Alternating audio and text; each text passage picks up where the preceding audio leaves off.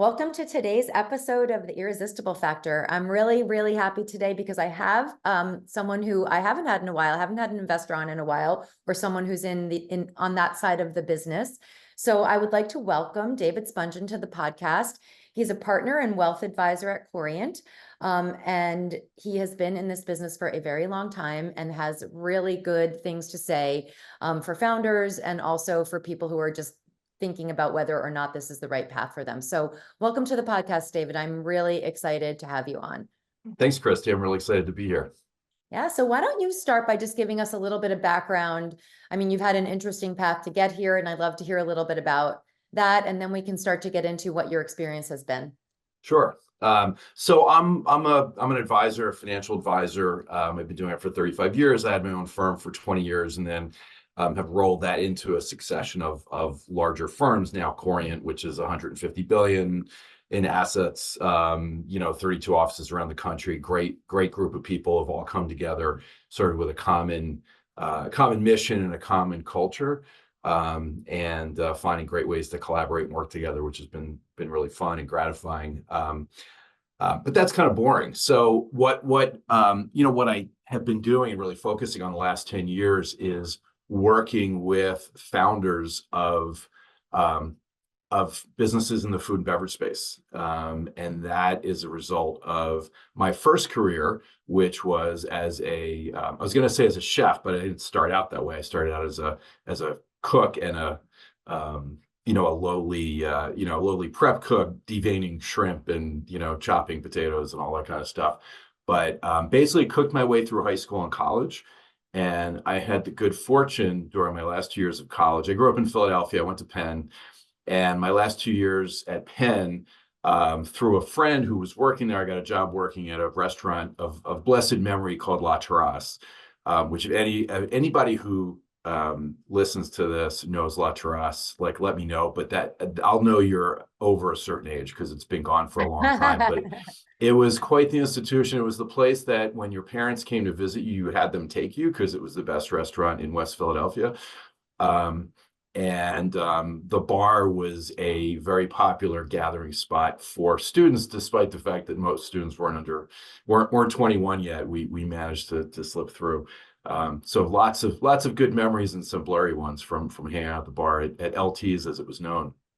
But it was full of people who were passionate about food and wine and brought great knowledge, and chefs that went to the Culinary Institute and studied in France. And I just fell into it and loved it, and loved the enthusiasm and the passion.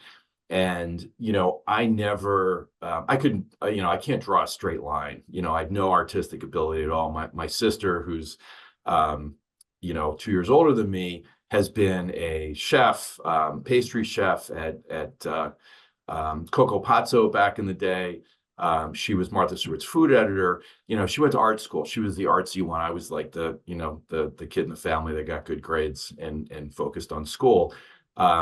So when I got into the kitchen and I found that I could actually make stuff that people went, they got it on their plate and said, wow, that's really great. And I paid, I was going to say $30 for it, but, this was like 1982. It was funny, just as an aside, I had lunch a couple of days ago with a guy named Ed Doherty, who was the head chef when I was there. We reconnected a couple of years ago, and which has been wonderful. He's a great guy and got himself out of the kitchen. Now he does executive coaching for people in hospitality and other fields. And I sent him a copy of the lunch menu for when I was the lunch chef there. Oh my God. And the most expensive thing on the menu was $7.95. It was insane. But the fact that I could actually make up a dish and send it out and someone go, oh my God, that's great. It's beautiful. Was really something I hadn't experienced before. So I was all in. I was cooking for my housemates in my off-campus house, and making like beurre blanc and all kinds of sauces and sort of flexing my muscles a little bit. But I loved the passion, the creativity, and I sort of have this philosophy that like everybody, every person should at least work, a year in a restaurant, front of house, back of house, Regardless of what their path is. Whatever. Honestly, the experience I got working in a restaurant prepared me better than anything else I did for what I do now. You know, in Right, you're gonna have to 2008, explain that. You're gonna have to dig in a little there. so in 2008, you know, we have clients and they're calling up and they're going, what's going on? You know, markets are crashing, the world's melting down. What do we do? And I'm like, I've been through worse. You know, I've been on the line on a Saturday night and we have 20 orders for swordfish and we just ran out of swordfish, right? So it's that baptism by fire. It's that, you know, sort of the analogy of, you know, if a shark stops swimming, he dies. Like you just keep swimming. You don't know how you're going to get out of it, but you just keep marching forward. Or, and this often happened, you know, you curl into a fetal position and rock and they take you out and bring in the next guy, like an air traffic controller. So I just found it to be incredibly valuable life experience. You learn resilience, you learn resourcefulness, you learn how to, and you know, at one point I was you know, when I was the lunch chef and the sous chef, I'd be on the line, I'd be in the middle expediting. So you're like the orchestrator of the whole thing. Mhm. And if the waiters see in your eyes fear, all hell breaks loose because they're like, every man for himself. I'm going to get my order out to my table and the hell with everyone else. And so you had to not show fear. You had to be in charge. You had to direct traffic, even when it was all going, you know, going badly. And so, so anyway, I feel like it's really hard to get that experience in other places. Maybe there's other jobs that do that, but I just sort of feel like everyone should have that experience. It's great life experience, and it makes you a better customer when you come into a restaurant. You know, because Yeah, if for you've never sure. been on that side of it, you come in and you go like, "Where's my appetizer? I've been waiting Yeah. for 10 minutes." Like, understand what goes into it, understand the passion that goes into it, understand all the challenges, and it makes you a little more, you know, a little more empathetic to the people on the other side. And I'm a chronic over tipper because I just, you know, my heart goes out to the people on the Yeah, other of side. course. And despite the fact that, you know, I haven't worked at a restaurant since like 1985, there's seriously not a time I go to a restaurant where I'm like, I am so happy to be sitting here and not Instead of back there. there. That's Yeah. amazing. Incredible. So, so anyway, it was a great experience. And in hindsight, it was a really unique, special place. And it was actually Ed Doherty, who I mentioned earlier. He spoke at a dinner I hosted for people in the hospitality industry a couple of years ago. And Ed was a chef. He started a restaurant. He was front of house. He's done a lot of things in the industry. And I said, hey Ed, can you speak and just say a couple words at the dinner, kind of give an overview? And he said, sure. And so he talked, and a lot of what he does is about culture. And he talked about a woman named Judy Wick. So Judy was the general manager at La Terrace, and then she opened her own restaurant down the street called the White Dog Cafe, that's still there on Sansom Street across from Penn's Law School. And Judy was and is like a child of the 60s, a hippie. She had an infectious laugh, incredible enthusiasm.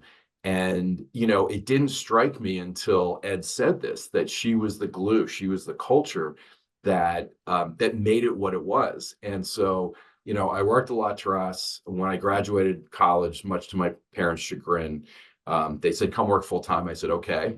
And then Judy hired me to be the opening chef at the White Dog Cafe. And and then I left. I went to the Culinary Institute for a continuing education program with a bunch of country club chefs from around the country.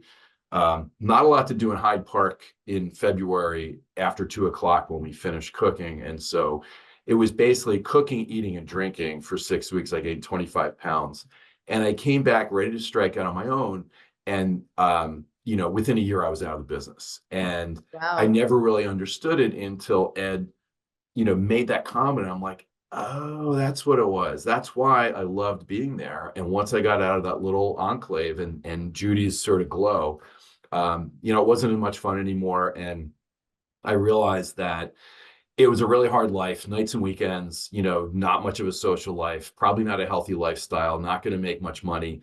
And I was good. And I like to say I get a lot of love. I get more love as a talented amateur than as a mediocre professional, Mhm. right? And I would have Mhm. been serviceable, but not, you know, Jean-Georges. And Yes. to make the sacrifices, it wasn't worth it. So I decided to walk away, really not having a plan. Honestly, my criteria for my next position was I want to wear a suit, back when people wore suits. Wow. Um, I want to work in an office, and I want to work when it's light outside. Like everything else was negotiable. And so I kind of backdoored my way into finance. I got a job sort of carrying somebody's bag in an investment firm in Philadelphia. One thing led to another. I went back to school to try to get my credentials at night and on the weekends. And then I ended up starting a wealth management business for a company I was working for in Philadelphia in 1989. And Well, that's a turn. yeah, that was the turn. And it was born out of desperation. And so I did that, and I enjoyed it, and I helped build a business there, and I ran it there for 10 years. I spun it out to my own company. I got partners, and in addition to the ability to actually be creative and be thoughtful about how to handle people's wealth and how to help them envision their future and develop a good plan and execute it, you develop it's a very personal kind of thing, and you develop Yeah. very close relationships. I mean, money, kids, all that stuff, it's very personal. And so I have had relationships with clients for 35 years and seeing their kids grow up and seeing grandkids come, and it's really very gratifying when you say, okay, I helped craft this path, and here we are, and it kind of worked out despite the 2008s and all the other things that have come along the way. But the reality was that people in our industry spent a lot of time like taking estate planning lawyers to lunch and saying, hey, we're really great, why don't you refer your clients to us? Which is not a great strategy, because they get taken out to lunch every day of the week by someone like me. And so that doesn't work that well.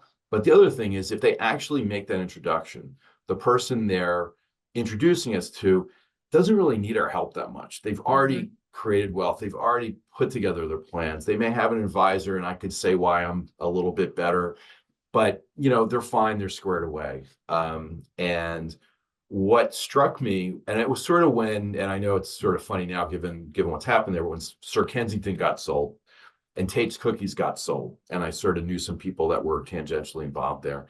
I was like, wow, if a tech entrepreneur gets taken public and has $1 billion IPO, like, the Wall Street guys are all over them to sort of help them manage the money and navigate the transaction. I'm like, who's helping the cookie people? And I said, you know what, I should be that guy. And so I had this idea, and I just started networking, and all of a sudden people were introduced. Oh, you're the food guy. Like, I'll introduce you to my friend who's doing this cookie thing or this sauce or whatever the case may be. And what I found was, if those people, and obviously not all of them will actually get to an exit, right? It's Yeah. a hard thing to do. It's a challenge, but some of them will.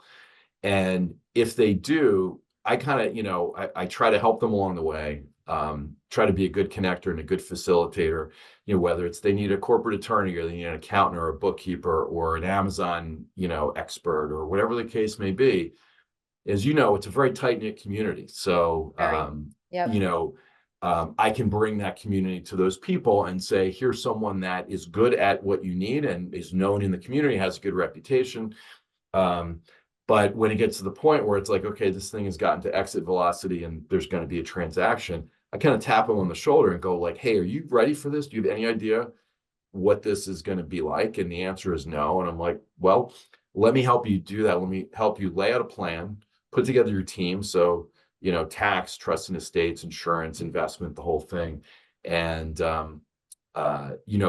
we can have a much more significant impact on that founder and entrepreneur than someone, than your prototypical, 75-year-old New York real estate owner, who's got advisors to his advisors. So that's kind of how this all evolved, and it's been great. Food people are passionate, they're fun. Whenever we have industry events, there are always great parties, and you got to kick people out at the end because they don't want to go home. But I have a huge amount of respect for founders and entrepreneurs.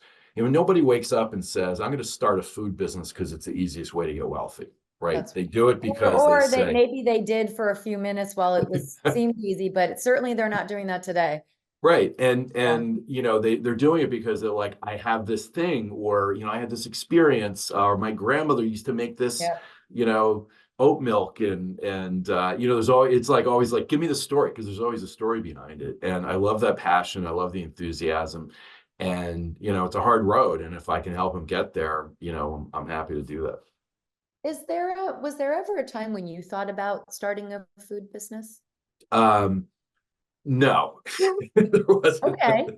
That's a good question. You know, it's sort of like, you know, if somebody comes to me and says, I want to do this, you know, I wouldn't say I immediately try to talk them out of it, but I try to tell them it's a hard road and I know how hard it is. And, you know, I've never woken up with the idea of like, you know, aha, like this is the thing. I do occasionally, you know, after a few cocktails say, you know, it'd be great. We actually have a place up in the Berkshires in Massachusetts, and it's sort of lacking in good restaurants. And I'm like, this would be so easy. You know, it's Yes. like, you Yeah. know, and I drove by this like closed down gas station, and I'm like, that would be great. We could open the garage doors, concrete floors, you know, tables with umbrellas outside. And I'm like, no, no, no, don't let me do this. So I've promised my wife I won't do that, but I do flirt with that more than, you know, coming up with a CPG product. Yeah. And talk about your experience. I mean, I totally get it because I feel like though, having interviewed so many founders and then all you get these ideas and you're like, why don't I just do that? But Right. then you know why, right? Because it's so hard. And Yeah. I'm curious to know what your experience has been like over the course of time. Like you've been doing it for a while, you've been Yep. interacting with these guys. You said for a lot of years, and there were a bunch of years recently where I'm not going to say it was easy because it was never easy, but it was Right. It was easier. easier. It was easier to get funded. You had less things that you had to prove. How would Right. you compare that time to what's happening right now, where I feel like it's gone so far the other way, where it's Yeah. almost impossible to get funded at the moment?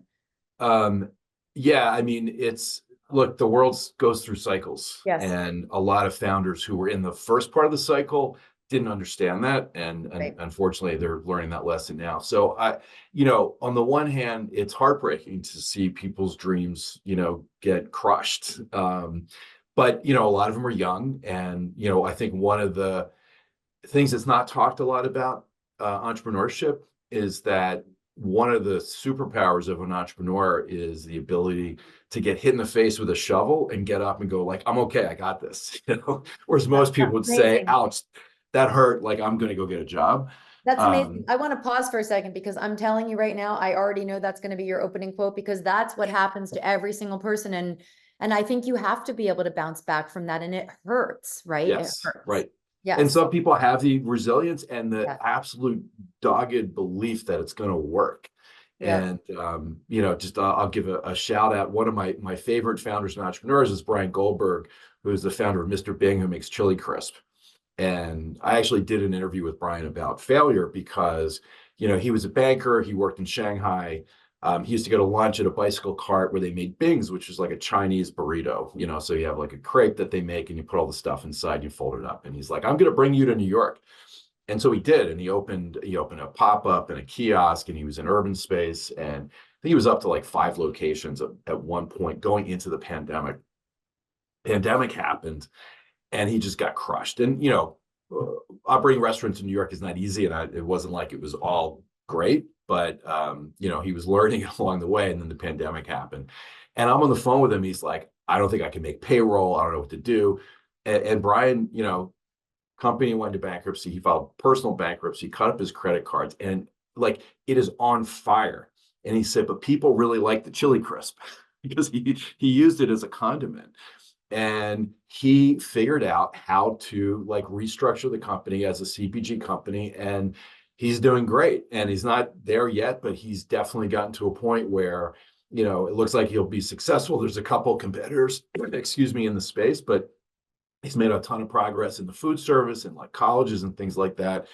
And every time I see him, I'm like, when you sell this thing, we're gonna have the biggest party, because he was down and out and he just would not give up. And so I really think that is the superpower, and it's going to be tested because a lot of people are going to have to come up with, you know, their next idea.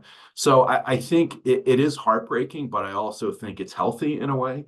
I think, you know, it's funny. I used to go my first fancy food show. I went with our friend Stu Stromwasser, which is how we met. And I'd walk around and I'd see all these founders and I like high five with them. And I'd go to Stu. I'm like, hey, did you see this one? And he's like, Dave, none of these companies are going to be here in a year. And I'm like, why are you such a downer? You That's a know? good imitation, first of all. Thank you. You've obviously spent a lot of time with him or practice. And No, yes, I've spent a lot no, of no, time with him. it's so true. I mean, that's what I'm seeing now, which is it is so sad.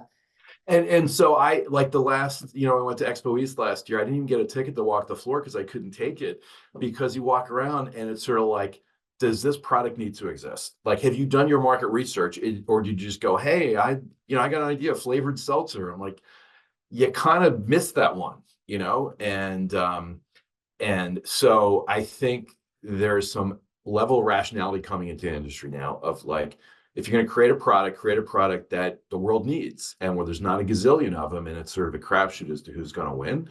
And the good ones will get funded, and the ones that don't need to exist, won't. And so I think that's a healthy outcome, number one. Number two, I think that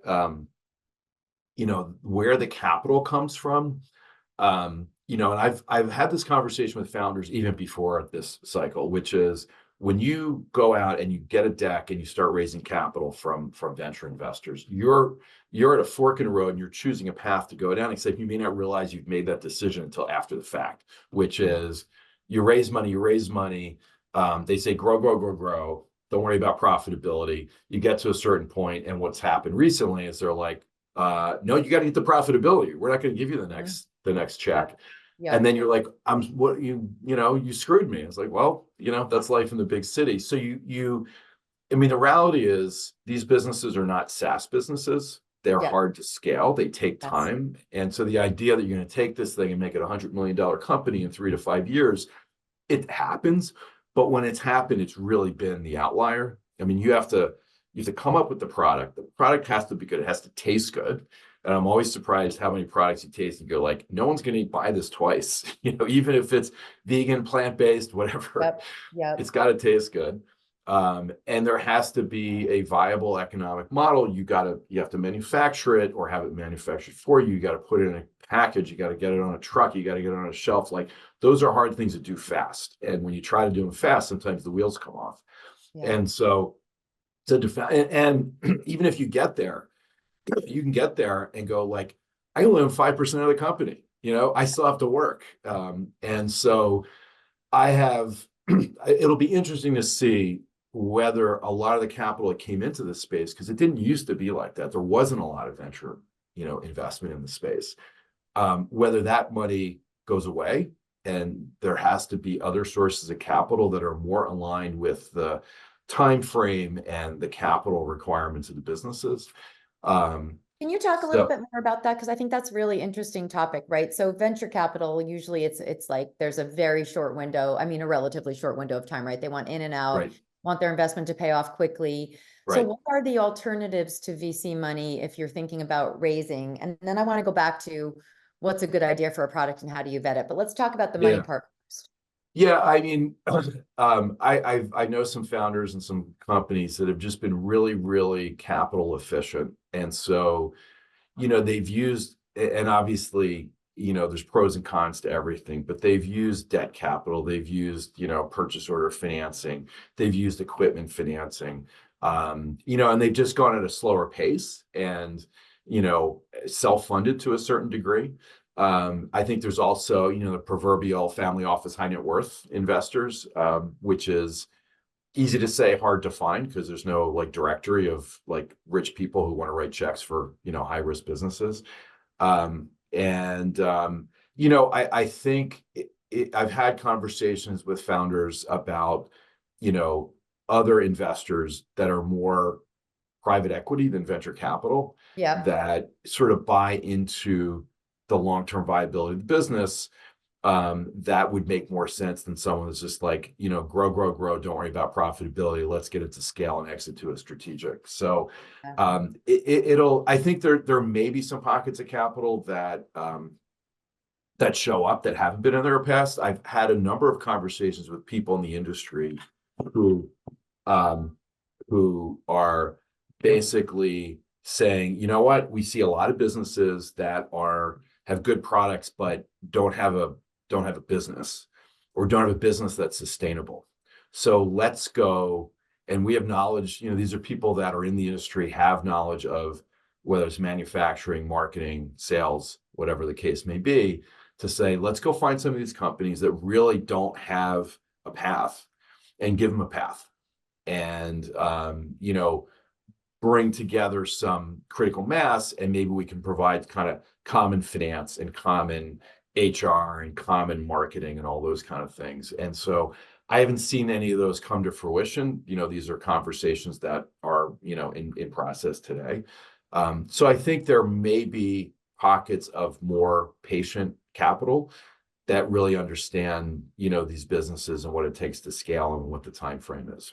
Yeah, yeah, interesting. It's challenging, right? I mean, it's hard to figure out. And then talk about what you said, because I feel the same way about, having just come back from Expo, there are some great products and there are some great new seltzers and great new hard seltzers, but the hill, the mount, I've called it a mountain that these people are going to have to climb at this point, Right. even if they have the greatest product ever. Right. So hard to imagine. So talk about how you advise people when they come to you with an early stage idea. I want to start this company. It's going to be in this place. You talked about market research. What do you advise them to do? And how do you help them vet an idea for a product or a brand? Sure. Well, usually when I meet them, it's sort of past the point of, do I do this or not? They're doing it, they're raising capital.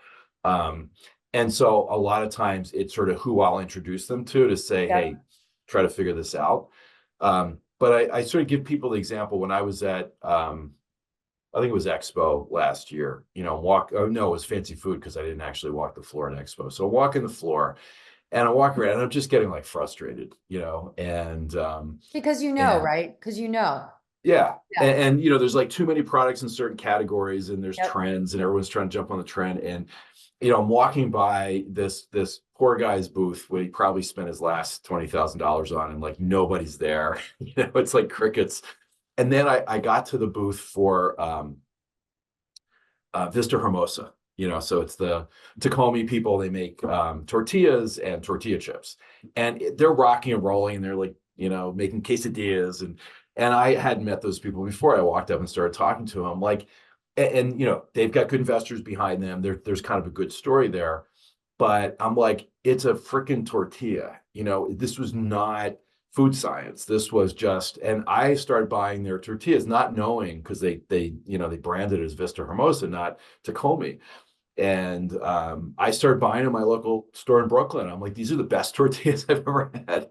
And I only buy those. And I'm like, that's the thing to do. Find a category that's big and where the incumbents are mediocre, and maybe they're not clean label, they're not using good ingredients, and just do it better. And again, I'm oversimplifying. It's not that it's easy, but like, do something that's big, that's really going to solve a big problem, that's going to fill a big hole. And if you have something that's like a nice little niche, that's okay too, but like, it's not going to be $100 million company. Maybe it could be a nice company in a family business, but it's not going to be a world changing kind of product. So, kind of keep it simple and focus on, a category that has room, that doesn't have too many competitors, and where, it's something that people eat or would eat, kind of every day. Yeah. That's a tall order though, right? I mean, a category where there aren't too many competitors. I don't even know what I would say about that right now, because it feels like I think what you said though is find a category that's developed but also mediocre. That's an interesting way to go, right? I've seen a couple of brands do that and start to be successful there. But it's still hard. It's still hard, even if you have none of it's easy.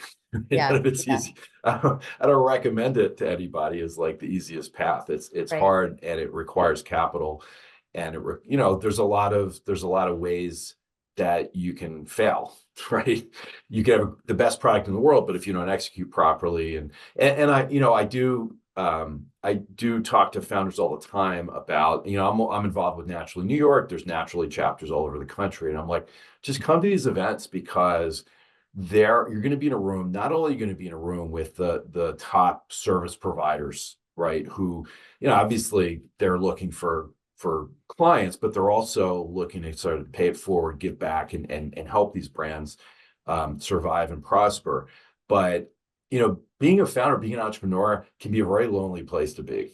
Yeah. And I think when you're out and you're pitching and you're trying to present yourself as like, I'm the visionary and I'm the person that's going to make this happen, you kind of find it hard to show weakness and to show like, hey, I don't really know how to do this part of it. And I think it's, every entrepreneur is different, but I think that's really a challenge to be able to show vulnerability in a way that does not mean your investors are going to like, run in the other direction. Uh-huh. And I think the ability for founders to talk to other founders who are navigating, maybe their peers, they may be at the same stage, but also talking to founders that have gotten to the next stage or founders that have actually gotten to an exit. In my experience is those people are always happy to talk to other founders. Yeah. And so many, it's for a lot of founders, particularly young ones, they kind of behave as if they're the first ones to go down this path. Right. And in fact, many have gone down that path before. And many of them could say, yeah, we tried that and it didn't work, and here's why. Or we tried it and it didn't work the first time. And then right. So every product's different, and, how you distribute and what channels you focus on, may be different for each one. But there's so much knowledge to be gathered by talking to your peers and finding mentors. And and obviously you can have consultants and advisors and all those things, but just talking to other people that have gone down that path who have made the mistakes that you could make and could avoid if you had that conversation. So Yeah. I think it's a hard thing for founders to do. And they're busy. They're incredibly busy. So the idea of like, I'm going to go to an event and network and, over a cocktail, maybe they don't find time for that, but I think it's really, really important. Yeah, I mean, I think my experience with this podcast has been super profound, first of all, because I've heard all the stories. But I think the willingness of founders to share their challenges, which I think is hard, right? Because you have to say when you were vulnerable, and you have to say, I didn't know what I was doing and I made this mistake. It has been Right. so valuable to founders who haven't gone down the path yet or at the beginning of the path. And I Right. think being open to the advice is really important. And also the community is so, I think this is a beautiful community of people who want to truly want to help, truly want Absolutely. to help the others. And so I love that part of it. Yeah. Do you have any really good, not good, but juicy stories of things that have happened that you would tell people a cautionary tale about, or the opposite, people who've done things that were so surprising and smart that it rocketed them to a totally different place? Um, so I think, a couple things come to mind, and I'm thinking of a lot of different stories, but, I think the first thing is to really assess and understand your strengths and weaknesses. And Mm-hmm. again, going back to like the entrepreneurs, they don't want to show weakness, and they don't want to say, you know what, I'm really not good at X, and I need to surround myself with people that are good at that. Like that's a big pivot point. And going back to my example of Mr. Bing and Brian Goldberg. Brian is the most enthusiastic spokesperson for the brand. He would acknowledge he's not the operations guy, and he brought in a partner who had that experience, and as enthusiastic as Brian is, his partner is much lower key, and they're good balance. And I give him a lot of credit for recognizing that and finding a good partner. So, figure out when you can bring in, and obviously companies can be resource constrained. You may not have options to do Right. that. You may have to do a lot yourself, but when you have that option, understand what you're good at, be honest with your self-assessment, and bring in people who will make the business better than you could, even though like you're the face of the business. So I think that's number one. Number two, I think it's funny because in my own business, when we were, independent, we had an advisory board, and we used the heck out of it. I mean, we met every year. We put together like a Bible on the business, and we highlighted all the issues that we were wrestling with. And these were all, in our world, these were all clients, but, one of the guys on the board was a retired Harvard Business School professor and a consultant to Fortune 500 companies, other folks that had been on, public company boards and stuff like that. So this was like small potatoes for them. And I always said it was worth doing the meeting, even if we would have the meeting, just the preparation of getting your head out of the day to day and going, okay, take a step back.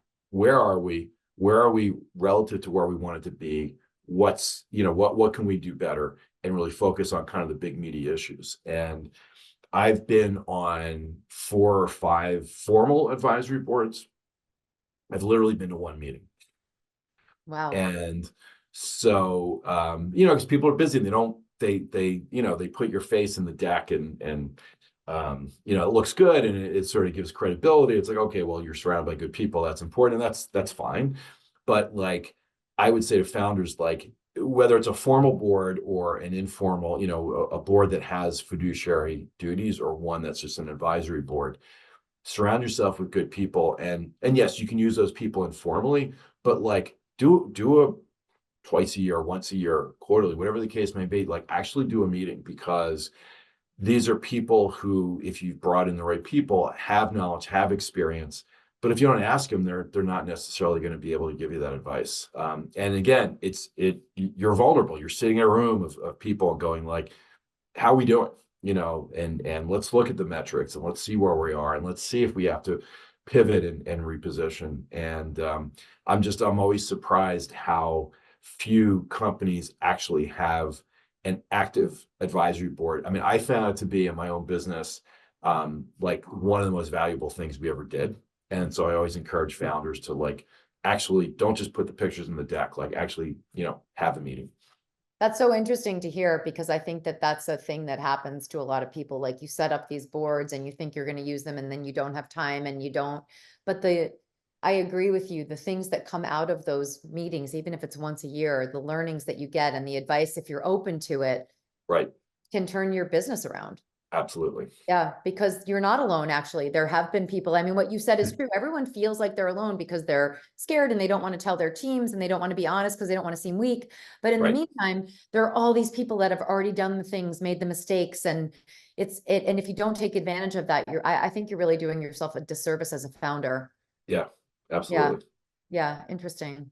Yeah. And what about things that people have done? I mean, would you say the same thing? So use that to make yourself really successful, as well as not using it will make yourself potentially not successful. Yeah, I mean, you're just not taking advantage of information that is there. Yes, You exactly. just have to be proactive about getting it. And Yep. so, yeah, I mean, I've seen founders, I mean, it's great because I meet these young founders. I'm like, they're 25, they're 27, whatever the case may be, and they're running a business, and it's great. Like, they have no experience. How do they know how to do this? And some of them do it really well, but some of them are perhaps a little less curious about what they don't know. So I just, let yourself be vulnerable, let yourself be curious, ask a lot of questions. And like you said, one of the things that, certainly I know the finance world, it can be very competitive and cutthroat and sort of zero-sum game. The tech world, from what I've heard from my friends and clients who are in that space, is a little bit the same way. I've just never seen that in the food world. I mean, it's a wonderful community. People are incredibly supportive. Again, it's sort of like people are in this world in part because they have the passion, they have, like at the end of the day, like food makes people happy. It's like one of the things when I cook for my friends and family, it's like, that's how I show love. Right. Yes. And there's that element in, even if you're sort of many steps removed from that, at the end of the day, you're putting food on people's tables so they can have a great meal with their friends and their family. And that sort of spirit and ethos, really is part of the community. And, I love the people that I've met and become, a lot of these people I consider friends. A lot of them have become clients. And, it's funny because I see some of my colleagues who kind of work with like the typical, like retirees. And I'm like, God, I don't know if I could do that. It's like all my clients are like interesting and energized, and they're young and they have a lot of runway, and I love being around that. So that's so fun. Talk just a little bit before I don't want to take up too much more of your time, but I also want to hear how you like at what point it makes sense for people to interact with you and how that generally happens for you. Yeah, so I mean, in that spirit, I'll talk to anybody, and I'll talk to people where I'm like, well, if this happens, I'm gonna be like in the old folks' home by the time that comes to pass. But if I can meet with them and go, okay, here's 3 people you should talk to, I'll make a warm introduction. It kind of puts good karma out in the world, and if I can make a good connection and so both people are happy, they'll think of me. And if it's an attorney or it's an accountant and they say, oh well, I have a client that's going down the path, they're going to need someone like you, they'll think of me. So but the reality is, for most founders, if they're going down a path to liquidity, if they didn't come from like a wealthy family, that happens sometimes, but if they didn't come from a wealthy family, you really have no idea what the playbook is. Yeah. And there's a lot of nuances around, trust and estates planning. There's a lot of these companies are QSBS eligible, qualified small business stock, which is an amazing opportunity in the tax code, that if you meet certain criteria, and a lot of these companies do, the first $10 million of sale proceeds are not subject to capital gains tax. That's huge. Yeah. And if you have the knowledge and the time and the focus, you can actually multiply that exemption many times. You can literally sell a company for $100 million, not pay any capital gains tax legally. None of this is like, well, we hope the IRS doesn't audit it. It's cut and dried. And I cannot tell you how many times I talk to founders and they say, are you QSBS? And they go, what's that? I'm like, listen, time to like get serious here. This is important stuff. And so there's a need for educating founders and for them to get up to speed on these issues and how to navigate and how to structure. And there's always a little bit of like, look, I'll talk about all this stuff after I sell the business. I don't want to jinx it, and the reality is, if you do that, you leave you leave money on the table, you leave opportunities on the table. And I think one of the biggest challenges is founders, going through this, and obviously every sale is not going to be $100 million, but most founders go from literally being broke to being fabulously wealthy in one day. And it's a lot to get your head around. And so a lot of what we do is almost like virtual reality. Like, let's make this kind of 3-dimensional, and let's look at what this is going to look like. And if you do this, or if you do that, what the implications are going to be. But if this all happens, like, how do you want to live your life? What's important? And, a lot of these founders are young. Sometimes they have families, sometimes they haven't had kids yet. And it's like, you start thinking about all those issues of, well, do I want my kids to have access to this money? Do I want to, what's the impact on them going to be? What do I want to do for family and community and charity and all those things? So it takes time to kind of get your head around it.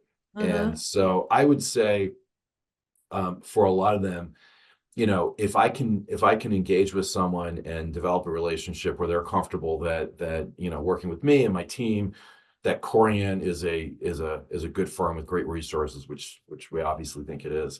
I'd say 12 to 18 months before a transaction, and obviously you don't know that a transaction is going to happen at a date certain until you sort of go down that road. But in that range, that's a really good time to meet, so they can feel like, okay, this is a good fit personality wise, and we really have time to kind of build out that plan.